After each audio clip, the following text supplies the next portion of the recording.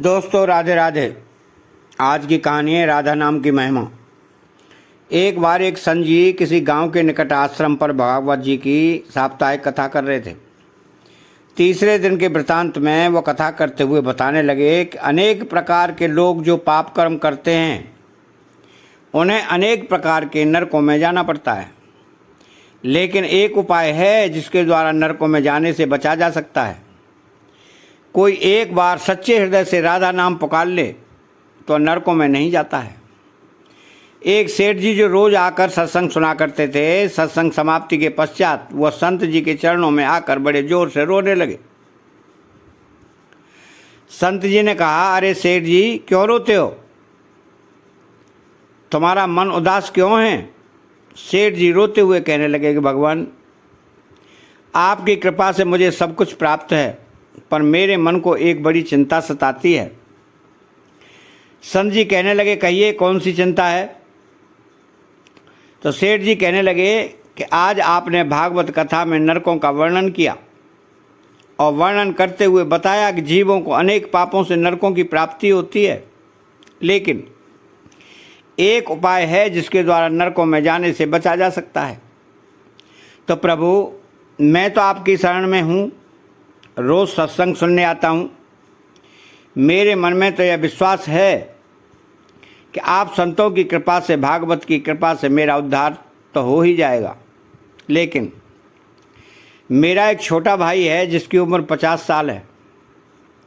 वह ना सत्संग में जाता है, ना परमात्मा पर विश्वास करता है और ना ही प्रभु का नाम सुमिरन करता है। उसका उद्धार किस प्रकार होगा, मुझे उसकी बड़ी चिंता सताती है। मैं उसे बहुत बार समझाने का प्रयास भी करता हूँ, इस संसार के काम तो होते ही रहेंगे, तुम भगवान के नाम का स्मरण भी किया करो। तब वह कहता है कि ऐसा करने से कुछ नहीं होता, तुम भी मत किया करो। मैं जितना आस्तिक हूँ, प्रभु के प्रति जितनी मेरी आस्था है, वह उतना ही कट्टर और अनीश्वरवादी है। तब संत जी ने कहा, क्यों चिंता करते हो, एक दिन उसका भी उद्धार हो ही जाएगा। शेर जी रोते हुए कहने लगे कि हे भगवान, उसका उद्धार कब होगा। आप जैसे महापुरुषों हमारे गांव में आए हैं, मुझे तो आप पर ही यकीन है, आप ही उसका उद्धार करके जाएंगे।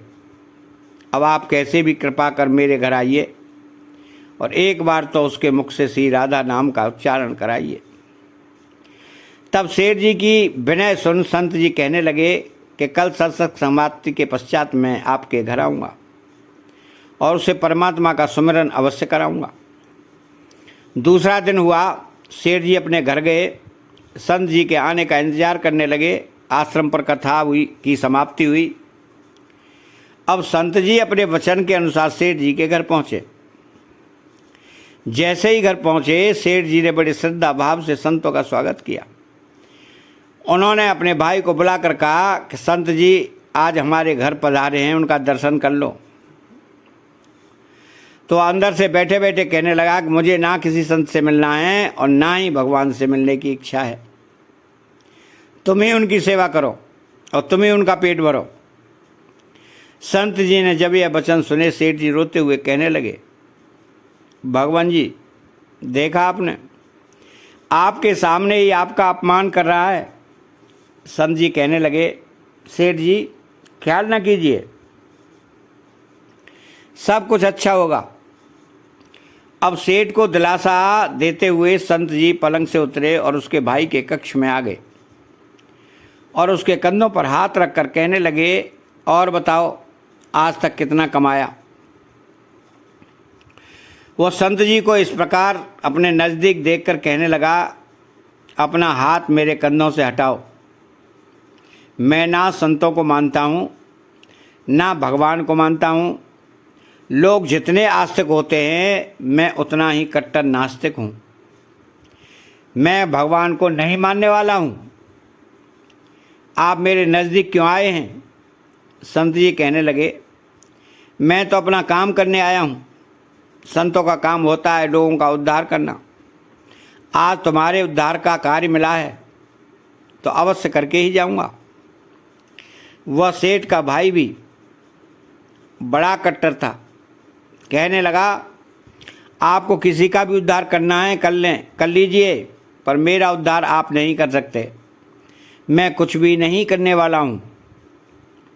सेठ के भाई को देखकर संत जी मुस्कुरा कर कहने लगे, एक बार राधे राधे बोल। वो सेठ जी का भाई कहने लगा, मैं कुछ नहीं बोलूँगा।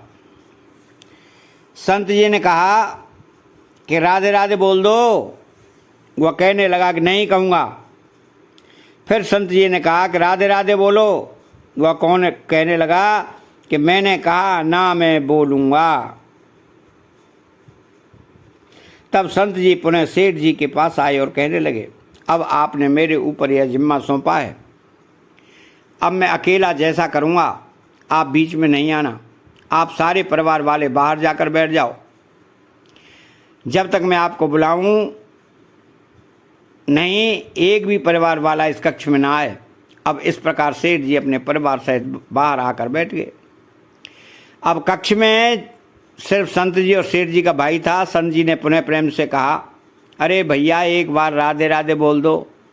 वह कहने लगा कि मैंने आपसे मना किया ना कि मैं नहीं कहता हूँ, न भगवान को मानता हूँ न भगवान की बातें मानता हूँ, मैं कट्टर नास्तिक हूँ। संत जी पुनः उसे प्रेम से हंसते हुए कहने लगे, जितने तुम कट्टर नास्तिक हो मैं उतना ही आस्तिक हूँ। मैंने अगर निश्चय कर लिया है तुम्हारे मुख से राधा नाम सुनकर ही जाऊँगा, और पक्का समझ लेना कि तुम्हारे मुख से राधा का नाम निकलेगा ही। वह कहने लगा कि आप कितना भी प्रयास कर लो, मैं एक बार भी नाम नहीं लेने वाला। अब संत महापुरुष होते तो बड़े दयालु हैं, पर लीला मात्र उन्होंने किया क्या को सेठ के भाई का हाथ पकड़ा और हाथ पकड़कर जोर से घुमाने लगे। अब वह सेठ ठहरा 50 साल का, वृद्धावस्था थी। संत भी वृद्ध थे, पर संतों के अंदर भक्ति का तेज होता है। उन्होंने जोर से उसके भाई का हाथ घुमाया, मरोड़ दिया। हाथ घुमाकर संत जी फिर कहने लगे, कहो राधे राधे। वह कहने लगा, नहीं कहूँगा। अब तो संत जी ने जोर से हाथ घुमाकर सेठ जी के भाई को जमीन पर पटक दिया और खुद उसके पेट पर चढ़कर बैठ गए। और संत जी फिर कहने लगे, बोलो राधे राधे। वह फिर कहने लगा, नहीं बोलूँगा। अब तो संत जी ने उसके दोनों हाथ पकड़ करके उसके पैरों को बांध दिया और कहने लगे, कहो राधे राधे। अब ऐसी अवस्था में वह सोचने लगा, लगता है यह संत तो मुझे मार ही देगा। तब उसने बिना इच्छा के एक बार ऐसे ही कह दिया, राधे राधे। जैसे ही उसने राधे राधे कहा, संत जी ने उसके हाथ पैर खोल दिए और उसके बंधनों को छोड़कर बाहर आकर कहने लगे, सेठ जी आपका कल्याण हो गया, आपके भाई का भी कल्याण हो गया। सेठ जी कहने लगे, अंदर से बहुत तेज आवाज़ें आ रही थीं। तब संत जी कहने लगे, आपने काम ही ऐसा दिया था। आपने कहा वह नास्तिक है, कभी कुछ बोलता ही नहीं है। आज आपके भाई ने राधे राधे का नाम उच्चारण कर लिया, इसका कल्याण हो गया। अब मैं जा रहा हूँ, कल से पुनः मेरी कथा है। अब संत जी तो अपने स्थान पर लौट आए। सेठ जी का भाई जमीन से उठकर अपने भाई से कहने लगा, ये कैसे संत हैं, मुझसे झगड़ा करने आ गए, मेरे ऊपर चढ़कर बैठ गए और कहने लगे, अगर राधे राधे का नाम उच्चारण नहीं करोगे तो मैं तुम्हारे ऊपर ऐसे ही बैठा रहूँगा। अब उसकी बातें सुन सेठ जी तो हंसने लगे। वह हंसते हुए मन से भगवान को धन्यवाद देते हुए कहने लगे कि हे प्रभु, आपके संत भी बड़े दयालु हैं, खुद कष्ट सहकर भी दो लोगों का कल्याण करते हैं।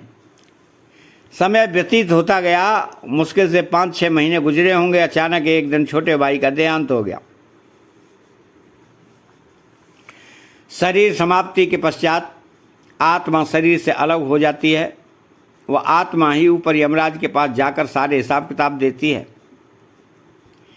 अब इस व्यक्ति का हिसाब किताब खोला गया।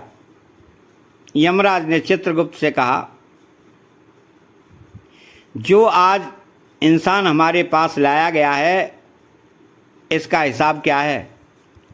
तो चित्रगुप्त कर्मों का हिसाब देखकर बताने लगे कि हे भगवान,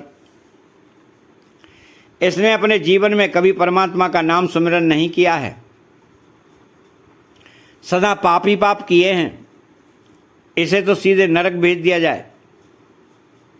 अब यमराज के आदेश अनुसार जैसे ही उसे नरक भेजा जा रहा था, तभी चित्रगुप्त ने कहा कि भगवान, एक बात और है।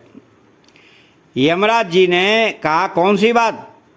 तो चित्रगुप्त ने कहा कि भगवान, एक बार संतों के कहने पर इसने राधा नाम का उच्चारण किया था। अब एक बार राधा नाम का उच्चारण, यमराज ने दूतों से कहा, थोड़ी देर रुक जाइए, इसका हिसाब किया जाएगा, इसके बाद ही उसे नरक में भेजा जाएगा। यमराज ने पुनः चित्रगुप्त से कहा, जल्दी से इसका हिसाब देखो और कहीं इसने परमात्मा का नाम उच्चारण तो नहीं किया है। चित्रगुप्त ने फिर से पुनः सारा हिसाब देखा और देखकर कहने लगे कि भगवान, इसने एक बार जो नाम उच्चारण किया है, वह संतों के भय से किया था, दिल से भी नहीं किया था, पर एक बार राधा नाम का उच्चारण किया है। जीवन पाप में, अब क्या किया जाए? तब यमराज ने उसी इंसान से पूछा कि एक बात बताओ, हम तुम्हें पहले राधा नाम का उच्चारण का फल दें या तुम्हें नरकों में भेज दिया जाए? तो वह भक्त हाथ जोड़कर कहने लगा कि भगवान, नरक में तो जाना ही है, इससे अच्छा है आप मुझे एक बार राधा नाम उच्चारण का फल दे दो, फिर मुझे जहाँ चाहो भेज देना। अभी यमराज जी अपनी पुस्तक खोलकर देखने लगे कि एक बार राधा नाम उच्चारण का फल क्या है। उन्होंने सारी पुस्तकें खोल दी, पर उन्हें कहीं फल दिखाई नहीं दिया। तब वह विचार करने लगे कि एक बार राधा नाम उच्चारण का फल तो मुझे पता ही नहीं। तब वह अपनी शंका के निवारण करने के लिए उस भक्त को अपने साथ लेकर स्वर्गलोक में आ गए। स्वर्ग में आकर यमराज ने इंद्रदेव से कहा, हे इंद्रदेव, मुझे बताइए कि एक बार राधा नाम उच्चारण करने का क्या फल है? तब इंद्रदेव ने बहुत प्रयास किया, पर उन्हें भी इसका फल पता नहीं चला। तब वह सब देवता मिलकर ब्रह्मदेव के पास गए। ब्रह्मदेव ने जब उन सबको देखा, तब ब्रह्मदेव उनसे पूछने लगे, यह आपके साथ इंसान कौन है? तब इंद्रदेव कहने लगे कि भगवान, इसने एक बार राधा नाम का उच्चारण किया है, बाकी सारा जीवन इसने पाप किया है। हमें तो पता नहीं राधा नाम उच्चारण का फल क्या है, इसलिए हम आपके पास आए हैं। तब ब्रह्मा जी ने भी बड़ा प्रयास किया, राधा नाम उच्चारण का फल क्या है, अब उन्हें भी पता नहीं चला। तब वह ब्रह्मदेव कहने लगे, हम सब मिलकर इसे अपने साथ लेकर भगवान शंकर जी के पास चलते हैं। तब वह भगवान शंकर जी के पास पहुँचे। भगवान शंकर जी से प्रार्थना कर कहने लगे कि हे महादेव, इस इंसान ने सारा जीवन पाप किया है, बस एक बार संतों के कहने पर राधा नाम का उच्चारण किया है। अब आप बताइए, एक बार राधा नाम उच्चारण का क्या फल मिलता है? तब महादेव जी ने बड़ा प्रयास किया, पर वह भी राधा नाम की महिमा को बता नहीं सके। तब शंकर जी कहने लगे, अब हमें भगवान श्री कृष्ण के पास चलना चाहिए, क्योंकि वही राधा तत्व को जानते हैं। ऐसा सोचकर सब देवी देवता भगवान शंकर के साथ मिलकर उस इंसान की आत्मा को लेकर के भगवान श्री कृष्ण के धाम गोलोक धाम में पहुंचे। गोलोक धाम में भगवान श्री कृष्ण राधा जी के साथ अपने आसन पर विराजमान थे।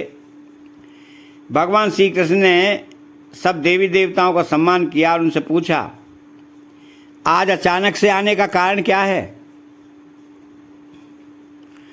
तब भगवान शंकर हाथ जोड़कर कहने लगे, हे भगवान, यह इंसान इसे धरती से लाया गया है। इसने अपने जीवन में अनेक पाप किए हैं, पर एक बार राधा नाम का उच्चारण किया था। यमराज जी पता न कर सके कि एक बार राधा नाम उच्चारण का फल क्या है। तब वह इसकी जानकारी लेने के लिए इनके पास, इंद्रदेव जी के पास स्वर्ग में आए थे। फिर स्वर्ग से होते हुए ब्रह्मलोक आए, फिर ब्रह्मलोक से होते हुए मेरे पास पहुँचे। अब मैं इन सबको अपने साथ ले आपके पास लेकर आया हूँ। अब आप बताइए कि एक बार राधा नाम उच्चारण का क्या फल हो सकता है। जब इस प्रकार बातें चल रही थीं तब श्री कृष्ण के पास बैठी राधा रानी बड़े जोर से हंसने लगी। तब श्री कृष्ण ने कहा कि हे राधिका, क्यों हंसती हो। तब राधिका कहने लगी, हे भगवान, यह अभी तक राधा नाम का महत्व समझ नहीं सके हैं। तब भगवान शंकर जी कहने लगे कि हे महारानी, राधिका के नाम का क्या असर है, आप हमें बतलाइएगा। तब राधिका जी कहने लगी, हे महादेव, आप खुद सोचिए कि इस व्यक्ति ने एक बार राधा नाम लिया, वह एक बार राधिका के नाम जपने से स्वर्गलोक की सैर करके आया है, ब्रह्मदेव का ब्रह्मलोक में दर्शन करके आया है, आपके महादेव लोक में आपका दर्शन इसने किया है। आज एक बार उच्चारण के प्रभाव से आप सबको साथ लेकर हमारे गोलोक धाम में आया है, मेरे दर्शन और श्री कृष्ण का पूजन कर रहा है। इससे अधिक राधा नाम का और फल क्या हो सकता है। जब राधिका जी ने इस प्रकार एक बार राधा नाम का पूरा महत्व बताया तो यमराज कहने लगे, ये तो बड़ा अनंत फल है। जो व्यक्ति नरकों में जाने वाला था वह एक बार उच्चारण से सब लोगों की यात्रा कर भगवान श्री कृष्ण और राधा रानी के चरणों में उपस्थित हो गया है। इससे अधिक फल और क्या हो सकता है। तभी फिर से यमराज कहने लगे, भगवान, क्या आप इसे नरकों में जाने की आवश्यकता नहीं है। तब श्री कृष्ण जी कहने लगे, हे धर्मराज, जिसने एक बार राधा रानी के चरणों का दर्शन कर लिया हो वह तो कभी नरक में जा ही नहीं सकता है। तो वह भक्त जो वहाँ पर राधा रानी के दर्शन कर रहा था वो कहने लगा, हे महारानी, मैंने तो संतों के भय में आकर आपका नाम राधा उच्चारण किया था, पर जो सच्चे हृदय से आपके नाम का उच्चारण करते हैं उन्हें तो जीवन में कोई भय होगा ही नहीं। वह तो नरकों की यात्रा में कभी निकलेंगे ही नहीं, वह तो सीधा आपके चरणों में ही समा जाएंगे। तो इतना महत्व है एक बार राधा नाम के उच्चारण का। तो सच्चे हृदय से जो एक बार इस प्रकार कह दे, राधे राधे श्याम मिला दे, तो राधा नाम का उच्चारण करते ही परमात्मा का साक्षात दर्शन हो जाता है। अतः चैनल को सब्सक्राइब करें, बेल आइकन घंटी को दबाएं और कमेंट बॉक्स में जय श्री कृष्णा, जय श्री राधे, राधे राधे श्याम मिला